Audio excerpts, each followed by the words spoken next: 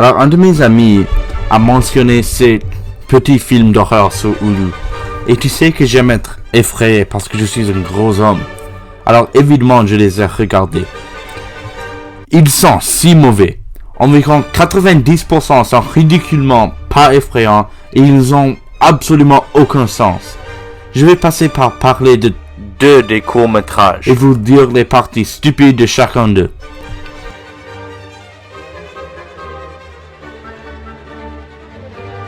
Donc, dans celui-ci, une femme au hasard trouve une vidéo très étrange sur l'internet parce qu'elle regardait des vidéos de danse des années 1920 à 2h du matin. Ok, tout d'abord, qui regarde des vidéos de danse de 1920 à 2h du matin? Je n'ai regardé qu'une vidéo sur la danse parce que c'était pour un projet d'histoire. Pourquoi est-ce que quelqu'un regarderait cette sorte de vidéo comme volontairement? Mais en gros, si vous faisiez cette danse que cet homme pâteux a fait dans la vidéo, une fantôme viendra de vous tuer. Mais voici la partie stupide. Cette femme trouve la vidéo très effrayante, regarde la description où ça dit « Essayez si vous osez » et fait l'effort complet de faire la danse à 2h du matin. Elle a dû l'apprendre et regarder la vidéo plusieurs fois et toujours pas réaliser que c'était une mauvaise idée. Elle mérite de mourir. C'est le trope stupide du personnage de film d'horreur mis à l'infini, parce qu'au moins quand les personnages de films d'horreur ont pris de mauvaises décisions, c'est parce qu'ils ont été mis dans une position où ils doivent agir rapidement. Cette femme a fait un effort pour se mettre en danger inutile. De toute façon, elle a fait le danse stupide et puis le Rizzler l'a tué. Attendez, pas encore. Elle a devenu le nouveau Rizzler. Ouh. C'est trop effrayant. Pour être honnête, celui-ci m'a vraiment fait un peu peur, mais la femme stupide a vraiment gâché l'intensité.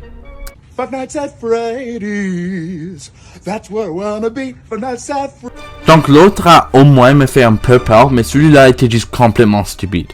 Cela me rappelle des mauvais épisodes de Einstein à l'heure qui hante. Mais fondamentalement, cela se passe à la pizzeria Freddy Fazbear's où un enfant triche dans l'arcade. Alors, ce petit enfant dirige vers Seuss de Gravity Falls et lui dit qu'il veut voir la mascotte robotique. Seuss lui dit non parce que le robot est en pause de dîner. La pizza est servie à la table d'anniversaire et Seuss voit que les 5 enfants à la fête ne font pas une seule file d'attente pour manger de la pizza.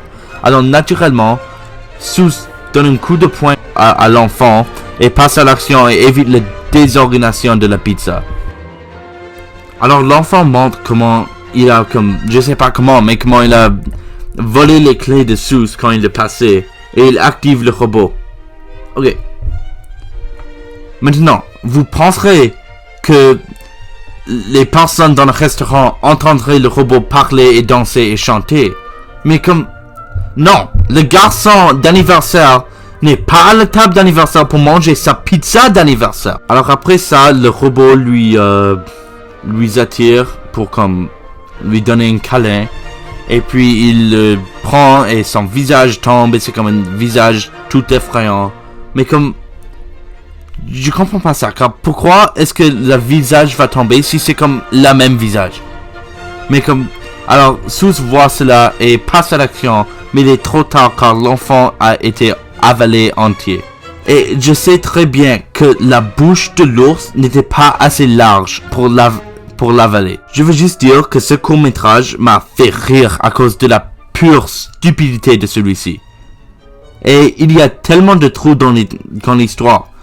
Pourquoi le robot sera toujours utilisé s'il mange des enfants? Seuss savait que l'animatronique mange des enfants en raison que sa réaction à l'enfant que ça fait prendre. Et il essaie de le sauver. Alors pourquoi utiliseras-tu encore le robot? Mais pour summariser, cet court-métrage était stupide, mais c'était stupide au point que c'était drôle. Alors ouais.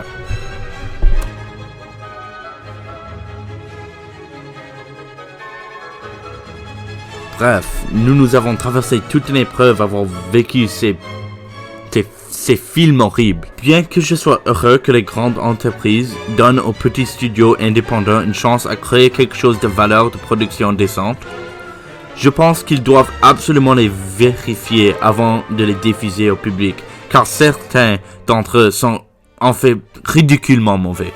Je déteste pas les petits studios de films. Il y avait beaucoup de courts-métrages qui étaient comme vraiment bons, mais c'est plus fun de parler des uns qui sont mauvais. Mais croyez-moi, il y en a beaucoup plus de films mauvais. Mais honnêtement, j'espère vraiment qu'ils continueront à les faire parce qu'ils étaient toujours amusants à regarder.